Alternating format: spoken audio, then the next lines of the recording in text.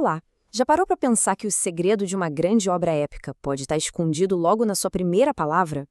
Hoje a gente vai desvendar como a palavra inicial da Odisseia de Homero é, na verdade, a chave para entender a história inteira.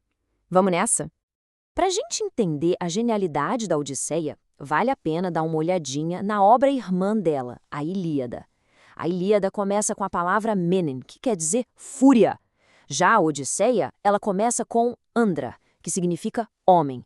Parece pouco, mas é uma única palavra que muda completamente o foco e a escala da história. E essa fúria da Ilíada não é uma raivinha qualquer, não. É a fúria descomunal de Aquiles, um guerreiro maior que a própria vida. E essa fúria tem consequências devastadoras, que o levam a abandonar o campo de batalha, deixando seus companheiros morrerem. A Ilíada, então, é sobre isso, a escala gigantesca da guerra. E agora, a Odisseia.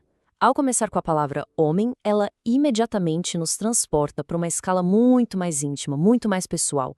Essa não é uma história sobre uma guerra que durou 10 anos, mas sobre as provações e as viagens de um único indivíduo. Um homem que talvez tenha um pouco de todos nós. Mas é claro, não estamos falando de um homem qualquer. Odisseu, ou Ulisses, é extremamente peculiar. Então, a pergunta que o épico já nos faz logo de cara é, afinal, que tipo de homem é esse? A resposta vem logo em seguida, na segunda palavra usada para descrevê-lo, politropon. A tradução mais direta seria um homem de muitas voltas. Mas, como a gente vai ver, essa simplicidade toda esconde uma complexidade fascinante. E aqui está o segredo de toda a obra. A palavra politropon não é só um adjetivo. Ela tem um duplo sentido brilhante que define tanto o herói quanto a própria trama do épico. Então, vamos lá. Vamos detalhar esses dois significados. O primeiro é literal. Odisseu é um viajante, um homem forçado a dar muitas voltas físicas, a viajar por muitos lugares. O segundo é figurativo. Ele é um trapaceiro, um mestre em voltas de frases, ou seja, um manipulador da linguagem. Vamos focar primeiro nesse primeiro sentido. A jornada do Odisseu não é voluntária. Ele está o tempo todo sendo desviado do seu curso pelo deus Poseidon. Diferente da Ilíada, que acontece basicamente em um só lugar, a Odisseia é uma história de viagem forçada, uma luta desesperada para voltar para casa, em Ítaca. Agora, vamos para o segundo significado, que se refere à linguagem e ao intelecto. A palavra grega tropon soa muito parecida com topos, que significa frases. E é exatamente aqui que reside a maior força de Odisseu. Ele é um homem de muitas frases, um mestre das palavras. Um dos tradutores mais brilhantes da obra, o Lombardo, encontrou a palavra perfeita em português, astúcia. Nas palavras dele, e é essa qualidade, a astúcia, que estará no centro deste épico. É essa inteligência, essa capacidade de usar as palavras que vai permitir que Odisseu sobreviva.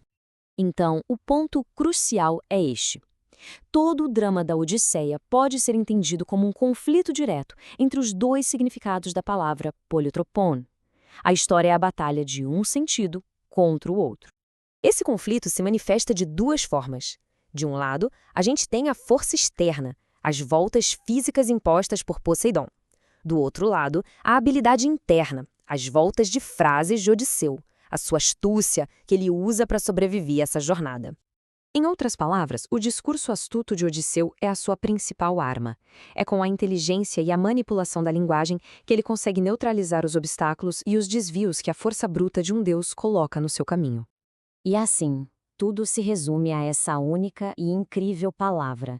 Em politropon, Homero codificou tudo: a qualidade que define o herói, a astúcia, o gênero da história, um conto de viagem, e o conflito central do épico, a batalha da palavra contra o mundo, do intelecto contra a força.